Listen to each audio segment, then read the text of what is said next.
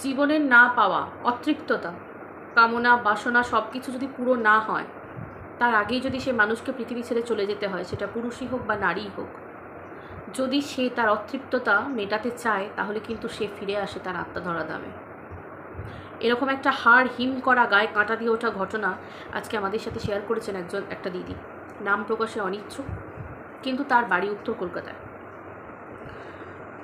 দিদি যখন ঘটনাটা আমাকে বলছে, তখন কোনো না কোনো জায়গায় আজকে যে ঘটনা, আরজি করের যে ঘটনা, এই ঘটনার সাথে আমি কিছুটা হলেও এই ব্যাপারটাকে মিলিয়ে ফেলেছিলাম।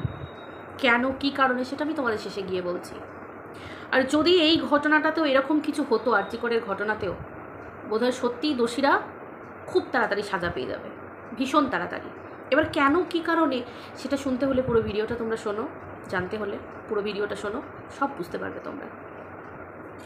একটা মেয়ে তার অতৃপ্ততা, মানে তার জীবনের অল্প বয়সে তার বেঁচে থাকার যে রসদ, তার যে খুশি আনন্দ, বাবা মা পরিবার পরিজন সব কিছু ছেড়ে যদি তাকে অল্প বয়সে এরকম কোনো মানে সুইসাইডাল অ্যাটেম্প্ট, বা তাকে তার জীবনের দিনগুলো যদি এইভাবে তাকে মানে হারিয়ে ফেলতে হয় এত অল্প বয়সে, তখন তার ভিতরে অতৃপ্ততা কাজ করে। তখন তো তার আত্মা তো চারিদিকে ঘুরে বেড়ায়, কারণ তার মনে, তার জীবনে পুরোটাই অতৃপ্তি। এই উত্তর কলকাতায় যে দিদির বাড়ি বলছি, এই দিদির নিজের ফ্যামিলির ঘটনা, তার নিজের বোনের ঘটনা। তার বোন, এই দিদিটার বোন একটি ছেলেকে ভালোবাসত, ক্লাস 8 থেকে তার সাথে ভালোবাসা।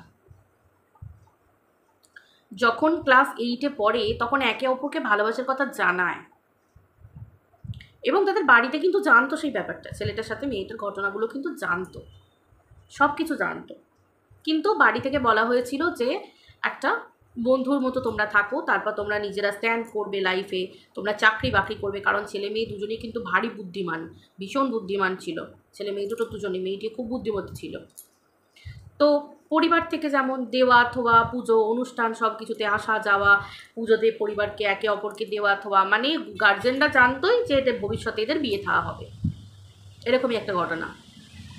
কিন্তু যখন মেয়েটি বেশ ভালো মাধ্যমিক পাশ করলো, পড়াশোনা করলো, দুজনেই MBA করেছে একই সাথে। MBA করার পর, কমপ্লিট করার পর তারা দুজন ঠিক করলো যে তারা কলকাতাতেই জব করবে, বাইরে কোথাও যাবে না, এখানেই জব করবে। এখানে জব করার পর তারপর তারা এখানেই বিয়ে থাওয়া করবে, মানে কলকাতাতেই। সেহেতু তারা MBA করার পর তারা দুজনে একই কোম্পানিতে জব করে, একই কোম্পানিতে। আমি কোম্পানির নামটা বলছি না, কলকাতার মধ্যেই কোম্পানিতে জব করে, দুজনে সার্ভিস করে, ভীষণ ভালো র্যাঙ্কিংস পোস্ট, খুব ভালো র্যাঙ্কে। প্রথমেই বলেছিলাম, ছেলেও বুদ্ধিমান, মেয়েও ভীষণ বুদ্ধিমতী।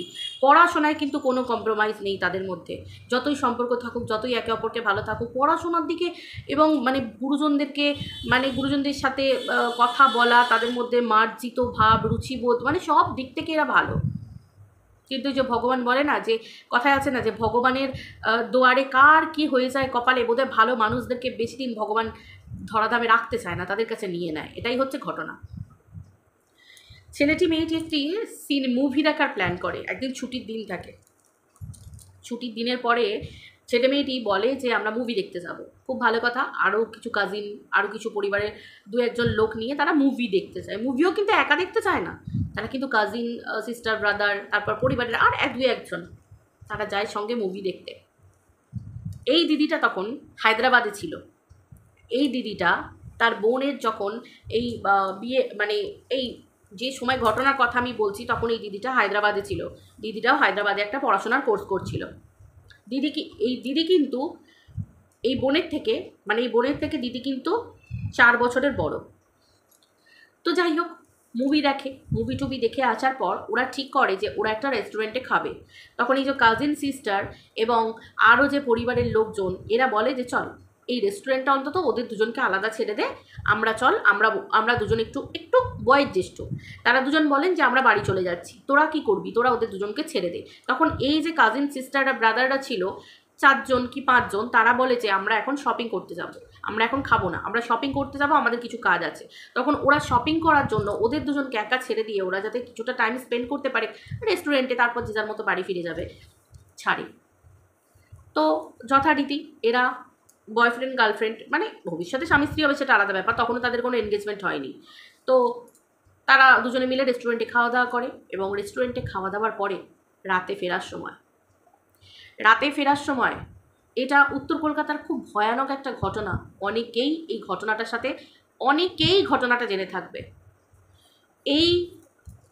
এই ঘটনাটা ঘটে, এই যে আমি উত্তর কলকাতার ঘটনাটার কথা বলছি, এই উত্তর কলকাতায় এই ঘটনাটি ঘটে 2012 সালের ঘটনা।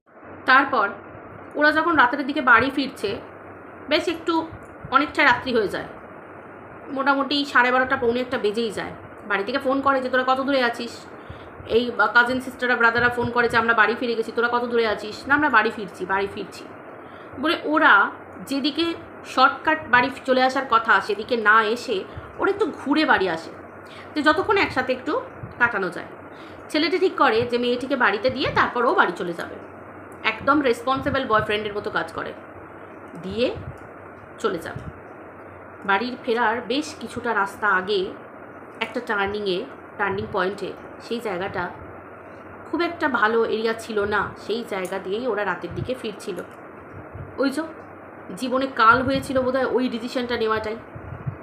সেখানকার কিছু বদমাইশ ছেলেরা তাকে জোর জবরদস্তি করে, এবং জোর জবরদস্তি করার পরে ওই অবস্থাতেই, ওই জায়গাতেই তাকে ফেলে রেখে চলে যায়। কিন্তু হ্যাঁ, মেয়েটি মারা যায়নি। মেয়েটি ওই অবস্থায় অনেক কষ্ট করে বাড়ি ফেরে, কারণ সঙ্গে তার যে বয়ফ্রেন্ড ছিল, সেই বয়ফ্রেন্ডকে মাথায় আঘাত করে অনেকটা দূরে নিয়ে গিয়ে ফেলে দেয়। ছেলেটির কিছু করার ছিল না, কোনোভাবেই ছেলেটি মেয়েটিকে বাঁচাতে পারেনি ওই দিনের ওই অবস্থার পর থেকে। মেয়েটি ঘটনাটা মেনে নিতে পারেনি, কারণ কিছুদিন পর তাদের বিয়ে হবার কথা। মেয়েটি অনেক খোঁজাখুঁজি করে, কিন্তু ছেলেটিকে খুঁজে পায় না। তারপর অনেক কষ্ট করে মেয়েটি বাড়ি ফেরে, কারণ তার বাড়ি থেকে ওই স্পটটা বেশি দূরে নয়। বাড়িতে গিয়ে কোনো রকমে কলিং বেল বাজানোর পরে তার অবস্থা দেখে সবাই বুঝতে পারে যে কিছু একটা হয়েছে। কাঁদতে কাঁদতে সবটুকু ঘটনা বলে। তারপর বাড়ি থেকে সবাই বেরিয়ে পড়ে এই ছেলেটিকে বাঁচানোর উদ্দেশ্যে, কোথায় আছে ছেলেটি। তারপর পুলিশকে খবর দেয়, এবং খবর দেওয়ার পরে তারা সব রকম সাহায্য নিয়ে ছেলেটিকে রক্ষা করে, মানে বাঁচায়। একটু দূরে ছেলেটি রক্তাক্ত অবস্থায় পড়ে থাকে, তাকে তুলে নিয়ে তাকে নার্সিং হসপিটালে অ্যাডমিট করে, তাকে ফার্স্ট এড করে, তাকে সব কিছু করার পর ঠিক হয়ে যায়। কিন্তু মেয়েটি ভিতরে ভিতরে গুমড়াতে থাকে। মেয়েটি আর তার বয়ফ্রেন্ডের সাথে দেখা করতে চায় না, কারণ মেয়েটি মনে মনে খুব দুঃখ পেয়েছিল, কষ্ট পেয়েছিল যে আমি কী করে আমার বয়ফ্রেন্ডের সামনে মুখ দেখাবো। কিন্তু ছেলেটি বারবার তার পরিবারকেও বলে, মেয়েটির পরিবারকে, তার পরিবারকে, এমনকি ছেলেটির পরিবারও এত ভালো, এত কিছুর পরেও মেয়েটিকে মেনে নিতে তাদের কোনো অসুবিধা হয়নি, কারণ এগুলো ভাগ্যের ওপর নির্ভর। কারণ এই নোংরা কাজটা তাদের মতো জঘন্য নোংরা পুরুষেরা করেছে, সেই নোংরা পুরুষেরা, এর জন্য মেয়েটি দায়ী নয়। এত কিছুর পরেও তাকে মেনে নিতে রাজি হয়, কোনো অসুবিধা হয় না। কিন্তু মেয়েটি কোনোভাবেই ছেলেটির উপর ঘাড়ে বোঝা হয়ে থাকতে চায় না এরকম, এবং নিজেকে বন্ধ ঘরের মধ্যে রাখতে শুরু করতে থাকে। ছেলেটির সঙ্গে দেখা করে না, পরিবারে কারোর সাথে কথা বলে না। এরকম দীর্ঘদিন যাবার পর একটা মানসিক ডিপ্রেশনের মধ্যে চলে এসে মেয়েটি নিজেকে শেষ করে ফেলে, আত্মহননের পথ বেছে নেয়। কিন্তু ওই ছেলেগুলোকে ধরা যায় না, যারা ওই নোংরা কাজটা মেয়েটির সাথে করেছিল। কিন্তু তারপর একদিন শোনা যায় যে এই যে ছেলেগুলি মেয়েটির সাথে জোর জবরদস্তি করেছিল, সেই ছেলেগুলিকে মৃত অবস্থায় রেল লাইনের ধারে পাওয়া যায়। সেই 3টি ছেলেকে, ছেলেগুলোর বয়স খুবই অল্প ছিল, মোটামুটি এই মেয়েটির সমবয়সী ছিল। তার মানে ভাবতে পারছো আমাদের দুনিয়াটা কতটা নোংরা, কতটা কীট, কতটা নরপিশাচে ভরে গেছে। অল্প বয়সী ছেলেরাও মেয়েদের উপর হামলা করতে পিছপা হয় না। কিন্তু জানা গেছে এই ছেলেগুলি যে মুহূর্তে আরেকটি মেয়ের উপর, পরে জানা গেছে সেই ঘটনা, এবং এলাকাবাসী জানিয়েছে, এবং সেই মেয়েটির সামনে এসে সেই মেয়েটির পরিবারের কাছে জানিয়েছে যে যে সময় আরেকটি মেয়েকে এই ছেলেগুলো উত্ত্যক্ত করছিল রেল লাইনের ধারে ক্রসিংয়ের কাছে একটি অন্ধকার এরিয়ার মধ্যে, একটি মেয়ে যখন টিউশন পড়ে আসছিল তখন তার সাথে জোর জবরদস্তি করতে চেয়েছিল। তখন এই মেয়েটির আত্মা তখন প্রবেশ করেছিল ওই মেয়েটির মধ্যে, যে মেয়েটিকে উত্ত্যক্ত করা হচ্ছিল এবং মেয়েটির সাথে জোর জবরদস্তি করার চেষ্টা করা হচ্ছিল। এবং মেয়েটি নিজে স্বীকার করে, মেয়েটি সব ঘটনা বলে যে আমি ওই সময় ওই মেয়েটিকে দেখেছিলাম এবং দেখার পরে আমার মধ্যে আমি নিজেই ছিলাম না নিজের মধ্যে। এবং এই ছেলেগুলিকে সেই সময় যখন ডাউন থেকে ট্রেন আসছিল তখন ছেলেগুলিকে ওখানে পড়ে থাকতে দেখা যায়, যখন রেল লাইন দিয়ে তারা দৌড়াচ্ছিল মেয়েটিকে দেখার পর। তার মানে তোমরা বুঝতে পারছো যে অতৃপ্তি কতটা জায়গায়, মানে কোন জায়গা পর্যন্ত আসতে পারে। একটা মানুষকে মৃত্যুর দিকে ঠেলে দেওয়া, একটা মানুষকে প্ররোচিত করা মৃত্যুর দিকে দিনের পর দিন। মানুষ মরে গিয়েও তার আত্মা শান্তি পায় না, কারণ তার আত্মাটা অতৃপ্তিতে ভরা। তার জীবনে শখ, আহ্লাদ, সুখ, ভালোবাসার মানুষ, মা বাবা, আত্মীয় পরিজন সবাইকে ছেড়ে তাকে চলে যেতে হয়েছে। তার কারণ হচ্ছে এই নোংরা মানসিকতার মানুষেরা। তাই শাস্তি দেওয়ার জন্য তারা কিন্তু বারে বারে ফিরে আসে। সেই রকমই একটা ঘটনা আজকে একটা দিদি আমাকে জানিয়েছে। এই ঘটনাটা আজকের দিনে যদি তোমাদের সাথে শেয়ার না করি, আমার মনে হয় নিজেকে আমি ক্ষমা করতে পারবো না। তাই ভাবলাম তোমাদের সাথে শেয়ার করি। আর আমি ভগবানের কাছে এটুকু প্রার্থনা করি, এই ঘটনাটা, সত্যি ঘটনাটা, যে ঘটনাটা ঘটেছে এই দিদিটার পরিবারে, এই ঘটনাটা যদি এই আরজি করের ঘটনার ক্ষেত্রেও ঘটে, আমি জানবো যে ভগবান বলে সত্যি কিছু আছে। আমরা জানি প্রচুর মানুষ এই অলৌকিক শক্তি, এই ভূত, প্রেত, জিন, প্রেতাত্মা এবং প্রতিশোধ, মৃত্যুর পরেও যে মানুষ আসতে পারে, তার আত্মা ফিরে আসতে পারে, এগুলোতে মানুষ আজকাল বিশ্বাস করে না। কিন্তু যদি এরকম কোনো ঘটনা ঘটে থাকে, যদি সত্যি এভাবে ফিরে এসে তার নিজের মৃত্যুর প্রতিশোধ নেয়, তো তাহলে আমাদের মতো মেয়েরা তো জানবো ভগবান আছে। ভগবানের আশীর্বাদ সেই প্রত্যেকটা মহিলার ওপর আছে, প্রত্যেকটা নারীর ওপর আছে, যারা চলে গিয়েও তাদের নিজেদের মৃত্যুর প্রতিশোধ তারা নিতে পারে। শুধু টিভিতে, সিনেমাতে নয়, যেন আমরা নিজের চোখে রিয়েল আমরা দেখতে পাই এরকম ঘটনা। আমরা এটাও চাই নারীরা। জানি বন্ধুরা, এর জন্য আমি তোমাদেরকে বলেছিলাম যে আজকে যদি এই ঘটনার সাথে এই ঘটনা কোনো একটা জায়গাতেও যদি মিল হয়, তাহলে জানবো যে আজকে সত্যিই আমরা নারীরা বিচার পাবো। এবং সেই বোনটিও বিচার পাবে, যে বোনটিকে আজকে এত কষ্ট করে, এত কষ্টের মধ্য দিয়ে তার মা বাবা তার সন্তানকে হারালো, এবং সেই বোনটি তার নিজের পরিবারকে হারালো, তার ভালোবাসার মানুষকে হারালো, সব কিছু হারালো, তার জীবন হারালো। তবে জানবো যে একটা বিচার হবে।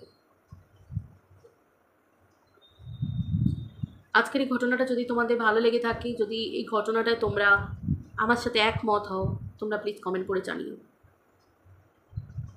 আজকের এই ঘটনাটা শোনার পর না সত্যি আমার গায়ে কাঁটা দিয়ে উঠেছে। আমি এরকম ঘটনা আগেও শুনেছি, আমি আমার এক দাদার কাছেও শুনেছি যে দাদা অলরেডি ঘোস্ট হান্টার। আমার দাদা অলরেডি দূর সম্পর্কের একজন দাদা, উনি এই কাজ করেন, ভীষণ সাহসী। তো ওনার কাছ থেকে আমি অনেকবার শুনেছি, কিন্তু আজকে এই দিদি যখন আমাকে মেল করে পাঁচল এবং ঘটনাটা ফোনে বললো, তখন আমি একটুর জন্য আমি মানে কিছুক্ষণ স্তম্ভিত হয়ে গেছিলাম যে এরকমও হতে পারে। সত্যিই তাহলে এগুলো এরকম হয়, এগুলো তাহলে ভুয়ো নয়, এগুলো গল্প নয়, এগুলো সত্যি ঘটনা, কারণ এটা দিদির পরিবারের সাথে ঘটে যাওয়া ঘটনা।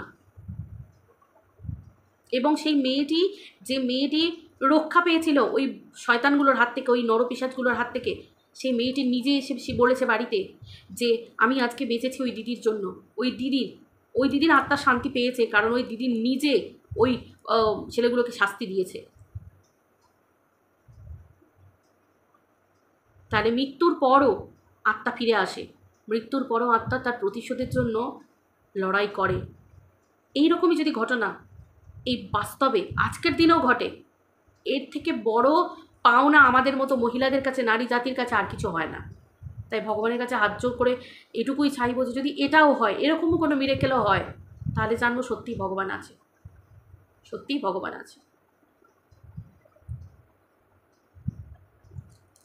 চলো বন্ধুরা, ভিডিওটা এখানে শেষ করছি।